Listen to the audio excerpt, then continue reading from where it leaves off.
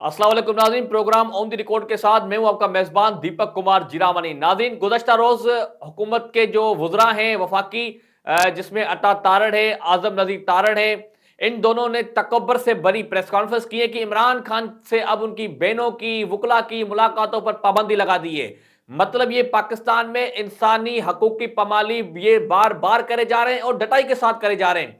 इन इतनी भी शर्म नहीं आ रही है कि हम पाकिस्तान में एक साबिक वजीर आजम से उसके फैमिली की मुलाकात का हक गजब कर रहे हैं, उसके वकला की मुलाकात का हक गजब कर रहे हैं, उसके जो सियासी रफका हैं उनके मुलाकात का हक गजब कर रहे हैं। ये पाकिस्तान में आइन और कानून को इस तरह लताड़ते जा रहे हैं। अता तारड़, आपको याद होगा जब सूबाई असेंबली पंजाब में अपना वज़ीर आला का इंतखाब हो रहा था, उसने आइन को किस तरह उंगली दिखाई दी। तो ये वही अता तारड़ है जो बार बार आइन को रोनता आ रहा है, ये वही आज़म नज़ीर तारड़ है, ये वही नवाज शरीफ है, ये वही शहबाज शरीफ है, ये वही मरियम नवाज है जो बूट पॉलिश कर करके यहां तक पहुंचे हैं और अब इमरान खान की दुश्मनी में इस हद तक गिर चुके हैं कि ये इस्लामाबाद हाई कोर्ट के ऑर्डर को हवा में उड़ा रहे हैं।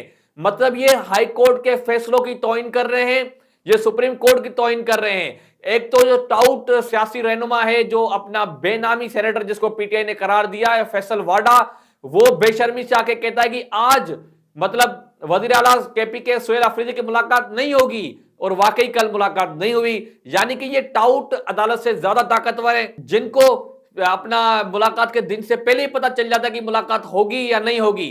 पाकिस्तान में नाज़रीन इस वक्त जो लानतें वसूल करने में जो दो तीन लोग सरे फहरस्त हैं, एक हसन अयूब है, दूसरा फैसल वाडा जिसको पीटीआई ने बेनामी सेनेटर करार दिया है, और दो तीन और भी हैं जिनके मैं नाम नहीं लेता, लेकिन वो भी काफी बूट पॉलिश करने की महारत रखते हैं।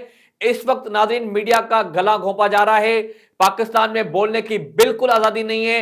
इमरान खान की बहन अलीमा खान, इमरान खान की बहन नूरीन, इमरान खान की बहन उज़्मा खानम, इनके ऊपर झूठे इल्जाम लगाए जा रहे हैं, इनके ऊपर पाकिस्तान से गद्दारी के सर्टिफिकेट बांटे जा रहे हैं। और गद्दारी के सर्टिफिकेट बांटने वाले वो जो बगैर वीजा के मोदी को अपने घर बुलाते हैं, जो पाकिस्तान के फौज के खिलाफ बयान देते थे, इंडिया के हक में बयान देते थे, आज वो लोग इमरान खान जो इस वक्त मोहब्बे वतन पाकिस्तान है उसकी बहनों के खिलाफ एआई की झूठी वीडियोस बनाकर वो वायरल कर रहे हैं और उस पर वो अपना बयानिया बना रहे हैं। शर्म आनी चाहिए पाकिस्तान की मौजूदा फाशिस्ट हुकूमत को, जो हमारे मौजूद अदलिया के फैसलों को नहीं मानते। मैं पाकिस्तान की इस वक्त जो अवाम है उनको कहना चाहता हूं कि इस वक्त इमरान खान आपके लिए जेल के अंदर कैद है।